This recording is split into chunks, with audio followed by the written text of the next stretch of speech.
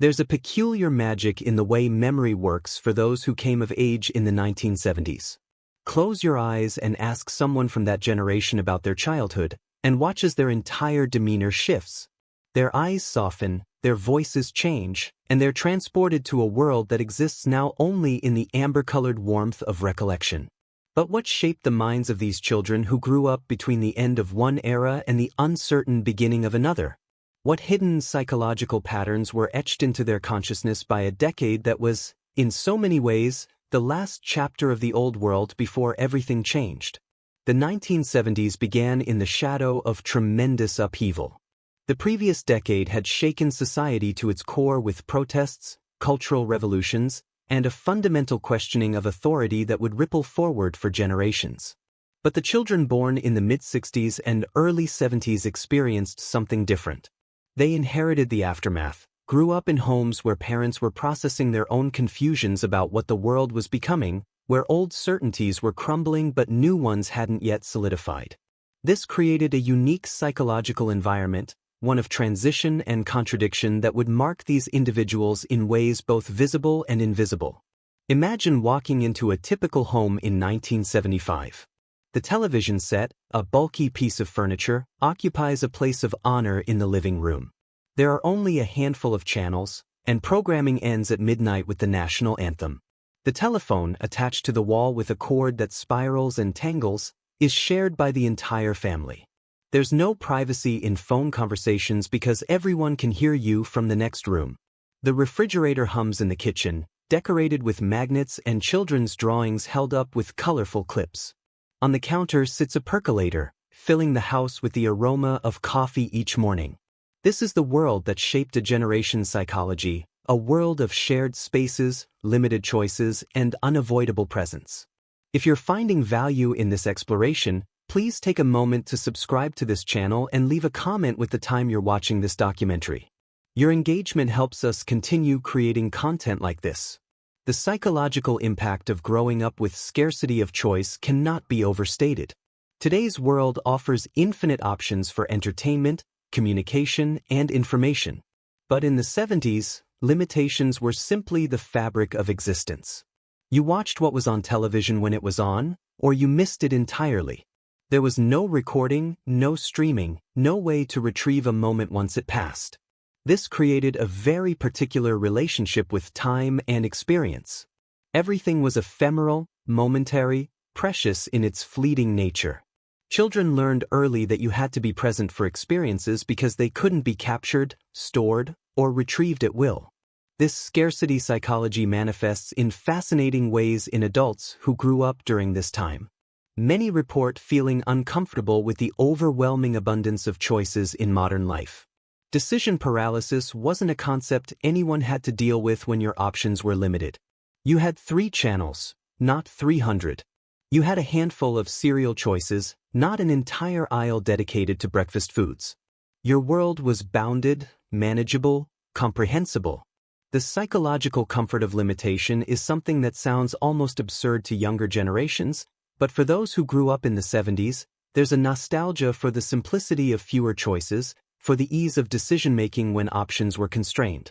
The streets of the 1970s were children's kingdoms in a way that's almost impossible to recreate or even fully explain to modern parents. On any given summer day, neighborhoods would empty of children after breakfast, and they would roam in packs, creating elaborate games, exploring construction sites, building forts in vacant lots, riding bicycles to places their parents had never explicitly approved. There were challenges and learning experiences, certainly. There were scraped knees and adventures. But there was also an extraordinary sense of agency and competence being developed. These children were learning to assess situations, to make decisions without adult intervention, to navigate social conflicts and physical challenges entirely on their own. The psychological legacy of this unsupervised freedom is complex and multifaceted. On one hand, it created adults with remarkable self-reliance and problem-solving abilities. When you've spent your childhood figuring out how to get home after getting lost exploring a new neighborhood, or how to handle a bully without running to an adult, or how to negotiate the complex social hierarchies of kid groups entirely on your own, you develop a deep confidence in your ability to handle whatever life throws at you. These are people who, when faced with challenges, instinctively believe they can figure it out, because that's what they've always done. But there's a shadow side to this independence that's often overlooked. Many children of the 70s were, in essence, emotionally raising themselves. The lack of supervision wasn't just physical, it was emotional as well. Parents of that era, influenced by prevailing child-rearing philosophies and often dealing with their own struggles, were frequently emotionally distant.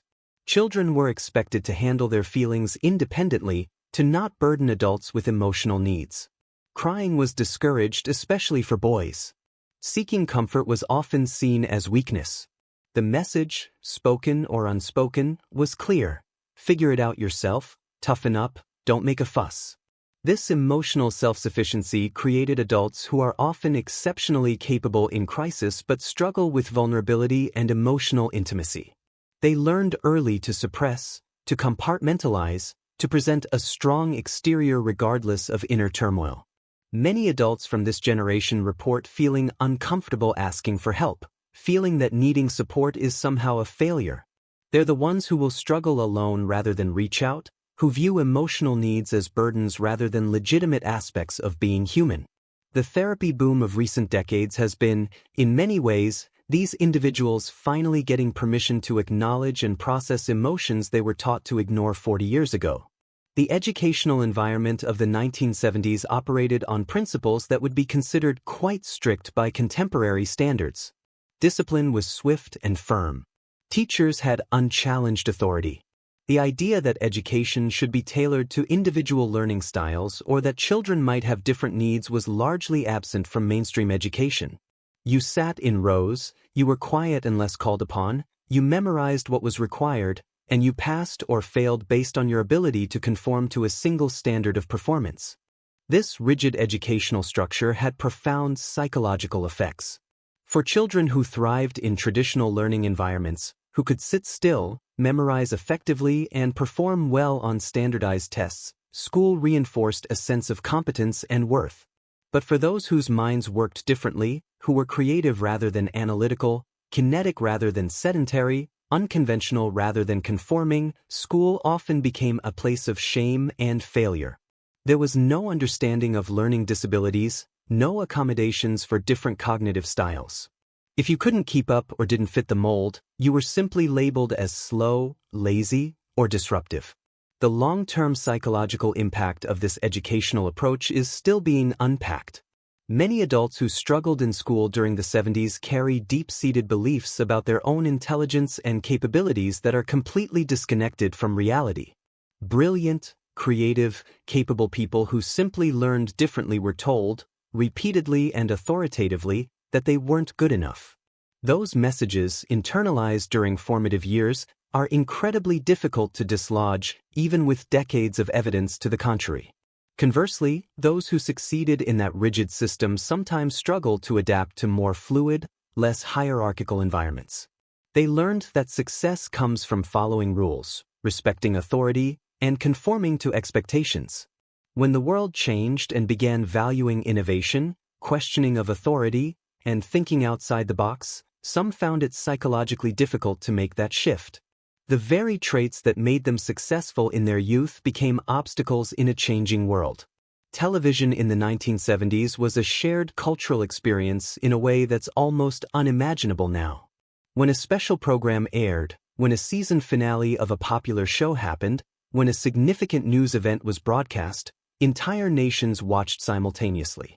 The next day, in schools and workplaces, everyone had witnessed the same thing at the same time. There was a collective cultural memory being formed in real time, a shared reference point that created cohesion and connection across geographic and social boundaries. But this shared viewing came with its own psychological complexities. Children were exposed to content with minimal filtering or parental guidance. News broadcasts showed images from world events without the content warnings we now take for granted. Entertainment programming dealt with mature themes that would today be considered more appropriate for adult viewers. Complex social issues were presented without much context or discussion. Children absorbed these images and ideas, processing them as best they could, often without adult guidance or support. This created a generation that, in some ways, was forced to grow up quickly, to develop a sophisticated understanding of a complex world earlier than might have been ideal. Many report feeling that they lost some innocence prematurely, that childhood ended sooner than it should have.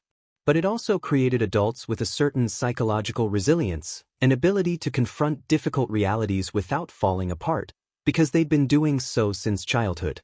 The music of the 1970s entered the psyche of its young listeners in ways that shaped emotional and aesthetic sensibilities for life. This was before music became background noise, before playlists shuffled songs into random order, before you could skip to the next track with a tap. When you bought an album, you listened to it in its entirety, repeatedly, until every note, every lyric, every transition was etched into your memory. Music wasn't just entertainment. It was an immersive experience, a companion, a teacher of emotion and meaning. The psychological relationship people from this era have with music is notably different from later generations. Songs aren't just sonic experiences, they're time machines, capable of instantly transporting someone back to a specific moment, feeling, or period of their life. The emotional resonance is deeper, more visceral, because the music was consumed with full attention and emotional presence. You didn't listen while scrolling through a phone or multitasking across 5 applications. You sat with the music, let it wash over you, became part of it. This capacity for deep attention and immersion is something many adults from the 70s struggle to maintain in the modern world of constant distraction. They remember being able to lose themselves in music, books, or activities for hours without interruption, and they often feel a sense of loss about the fragmented attention that characterizes contemporary life. There's a psychological dissonance between the deep focus they remember being capable of and the scattered presence they find themselves settling for now. Family dynamics in the 70s followed patterns that were beginning to shift but were still largely traditional. Fathers were often distant figures, breadwinners who came home tired from work and expected peace and quiet. Mothers were frequently the emotional centers of homes, though many were also beginning to enter or re-enter the workforce, creating new tensions and complexities. The nuclear family was still held up as the ideal, even as divorce rates began to climb and alternative family structures became more common. For children, this meant navigating family systems that were often quite formal and hierarchical. Mealtimes were structured events where families gathered, conversations happened according to unspoken rules, and children were expected to participate but not dominate. There was less emphasis on children's opinions and feelings being valued or solicited. Parents made decisions, children accepted them. This created a clear structure that some found comforting and others found stifling. The psychological legacy of these family structures is mixed. Some adults from this era appreciate the structure and predictability they experienced, trying to recreate similar patterns in their own families. Others, feeling that their voices weren't heard or their individuality wasn't honored, have swung in the opposite direction, sometimes struggling to set appropriate boundaries with their own children because they're so determined not to replicate what felt oppressive in their own upbringing. Friendship in the 70s had a particular intensity born of proximity and limited alternatives. Your friends were the kids on your street, in your class, in your immediate geographic vicinity. You didn't choose them from a vast pool of potential connections based on shared interests or values. You became friends with who was available, and then you invested deeply in those relationships because they were what you had. Summer days stretched endlessly with the same group of kids, creating bonds through shared adventures, conflicts, resolutions, and the simple accumulation of time spent together. The psychological impact of this friendship model is profound. Adults from this generation often have a different understanding of what friendship means.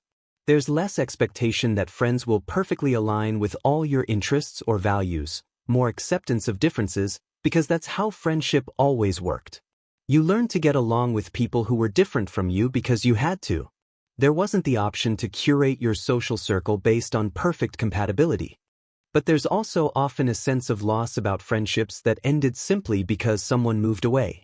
Without social media or easy long-distance communication, geographic separation usually meant the end of a friendship. These losses, experienced as children and adolescents, created an understanding that relationships are fragile, dependent on circumstances, that people can disappear from your life completely and permanently. This knowledge sits differently in the psyche than it does for generations who can maintain at least digital contact with everyone they've ever met. The concept of privacy was entirely different in the 70s, and this difference shaped psychological boundaries in unique ways. Phones were shared family devices. You couldn't have a private conversation without everyone in the house potentially listening. Letters took days to arrive. There were limited personal spaces in many homes. The idea that children needed or deserved extensive privacy was not as widely emphasized as it is today. You were part of a family unit, and that meant your life was largely shared with other family members. This lack of privacy had complex effects. On one hand, it prevented some of the isolation that can come with too much privacy. Families couldn't completely disconnect from each other because there were limited spaces to retreat to. On the other hand, it meant that children who needed space to process emotions, explore identity, or simply be alone often couldn't get it. The psychological need for solitude and privacy is real and important, and many children of the 70s simply didn't have access to it. As adults, many from this generation have strong reactions to privacy, swinging either toward cherishing it intensely because they never had it, or toward being relatively unconcerned about it because they never experienced it as a norm. The contemporary debates about digital privacy, surveillance, and personal information often find people from this generation on both extremes, shaped by their early experiences of living in essentially transparent family systems. The economic realities of the 70s also shaped psychology in lasting ways. This was a decade of economic uncertainty, with oil crises, inflation, and recession creating real financial stress for many families. Children absorbed this stress, learned that money was something to worry about, that financial security was fragile and uncertain. They watched parents struggle, saw the anxiety that financial pressure created, internalized messages about frugality, saving, and the dangers of excess spending. This created a generation with complex relationships with money and security. Many are excellent savers, almost compulsively frugal, because they internalize the message that you must always be prepared for hard times. Others, perhaps in reaction to the stress they witnessed, swing towards spending and enjoying the present because they learn that security is illusory anyway. Either way, money carries an emotional weight, is tangled up with safety, love, and worth in ways that can be difficult to untangle. The physical environment of the 70s also left its mark. This was before many modern environmental awareness practices became mainstream. Children played outdoors extensively, enjoying nature in ways that were common at the time. The understanding of environmental health was still developing. Many homes were built with materials that would later be recognized as needing better regulation. The long-term effects are still being understood, but beyond physical considerations, there was a certain innocence about the environment, a belief that the world was fundamentally resilient and that nature would always endure. This innocence was shattered for this generation as they reached adulthood and began to understand environmental degradation, climate change, and the lasting effects of pollution. There's often a particular pain in this realization, a sense of betrayal that the world they believed was safe and permanent was actually being damaged all along, even during their idyllic outdoor childhoods. This creates a complex mix of nostalgia for the freedom and innocence of their youth, and guilt or anger about the environmental cost of that lifestyle.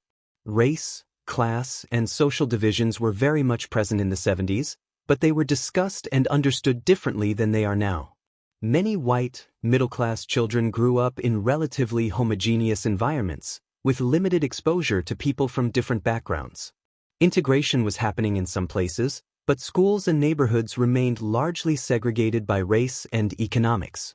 The understanding of systemic inequality was less developed, and the conversations that do happen today about privilege and justice were largely absent from mainstream discourse. This created adults with varying levels of awareness and understanding. Some, through education, experience, and self-reflection, have developed sophisticated understandings of social justice and their own position within systems of power. Others maintained the limited perspectives of their youth, struggling to understand why conversations about race and class have become so prominent. The psychological journey of understanding one's own privilege, of recognizing that your childhood experience wasn't universal, can be difficult and uncomfortable, and people are at vastly different points in that journey. Gender roles in the 70s were in the midst of significant change, but traditional expectations still held strong sway. Boys were taught to be tough, unemotional, providers and protectors. Girls were given more freedom than previous generations but still received strong messages about appearance, domesticity, and their role as supporters rather than leaders. These gendered expectations shaped psychological development in profound ways that many are still working to understand and overcome. Men from this generation often struggle with emotional expression and vulnerability, having been taught that these are feminine traits and therefore shameful. Women often grapple with internalized messages about their worth being tied to appearance or their ability to please others. The feminist movement of the 70s planted seeds that many children absorbed, but they were also surrounded by contradictory messages from families, media, and institutions. Navigating these contradictions, figuring out what to keep and what to reject from their gendered upbringing, is ongoing psychological work. The concept of mental health and therapy was vastly different in the 70s. Seeing a therapist carried significant stigma. Mental illness was something to be hidden, not discussed. The idea that everyone could benefit from therapy, that emotional struggles were normal and treatable, was not part of mainstream thinking. Children who struggled emotionally often did so in silence, without support or understanding. Conditions like anxiety, depression, ADHD, and autism went undiagnosed and untreated. This created adults who often have complicated relationships with mental health care. Some, having suffered silently through their youth, embrace therapy and treatment as adults, grateful to finally have validation and support. Others carry deep shame about any emotional struggles, viewing them as personal failures rather than treatable conditions. The normalization of therapy and mental health discussions in recent years has been liberating for many from this generation, but it can also bring up painful awareness of what they missed, of how different their lives might have been with early intervention and support. The pace of life in the 70s was fundamentally different. Things took time. If you wanted to know something, you had to go to a library and search through card catalogs and books. If you wanted to communicate with someone far away, you wrote a letter and waited days for a response. If you needed to buy something specific, you might have to visit multiple stores or order from a catalog and wait weeks for delivery. Everything required patience, planning, and acceptance that instant gratification wasn't possible. This slower pace created different psychological patterns around patience and tolerance for delay. Adults from this generation often have a greater capacity to wait, to understand that some things simply take time. But they can also find the speed of modern life overwhelming, struggle with the expectation of immediate response to messages, feel stress from the constant accessibility that technology enables. There's often nostalgia for the slower pace, even as they've adapted to current speeds. Looking at all these factors together, a picture emerges of a generation shaped by contradiction and transition. They experienced freedoms that seem almost mythical now, but also constraints and rigidities that younger generations would find intolerable. They learned self-reliance through necessity, but often at the cost of emotional literacy. They experienced deep community and connection through shared cultural moments, but also isolation in their emotional lives. They were the last generation to fully experience a pre-digital world, but the first to have to adapt to a digital one. Understanding the hidden psychology of people who grew up in the 70s is understanding how profoundly context shapes consciousness. These are people carrying the weight and wisdom of a specific time, navigating a world that has changed beyond recognition from the one that formed them. Their psychological patterns, their strengths and struggles, their ways of relating and understanding, all bear the fingerprints of a decade that was, in so many ways, the end of one world and the uncertain beginning of another. The resilience they developed in unsupervised play serves them well in crises. The emotional suppression they learned creates challenges in relationships. The deep focus they cultivated with limited choices becomes difficult to access in an age of infinite distractions. The communal experiences that shaped their sense of belonging have largely disappeared, leaving many feeling adrift in a more fragmented world. They are, in many ways, immigrants from another time, fluent in both the old world and the new, but fully native to neither. As we understand these psychological patterns, we can better understand the behaviors, decisions, and perspectives of this generation. Their resistance to certain changes makes sense when you understand what they're mourning. Their adaptability to technology is remarkable when you consider they learned it as adults, not children. Their complex relationships with emotion, authority, independence, and connection all become more comprehensible when viewed through the lens of their formative experiences. And perhaps most importantly, understanding their psychology helps bridge generational divides. When younger people understand why someone from this generation might struggle with vulnerability or prize self-sufficiency so highly, compassion becomes easier. When people from this generation understand that younger people weren't given the same opportunities to develop independence and are navigating challenges they never faced, judgment can soften into empathy. Every generation is shaped by its time, carries forward both gifts and wounds from its formative years. The people who grew up in the 1970s are no different, no better or worse than those who came before or after. They are simply the products of their particular moment in history, doing their best to make sense of a world that keeps changing, carrying within them the joys and sorrows of a decade that shaped them more deeply than most will ever fully realize. May the Lord God bless their continued journey of understanding, healing, and growth, and may we all extend to each other the grace of recognizing that we are all shaped by forces larger than ourselves, all carrying the invisible marks of our times, all deserving of compassion as we navigate the beautiful, difficult work of being human.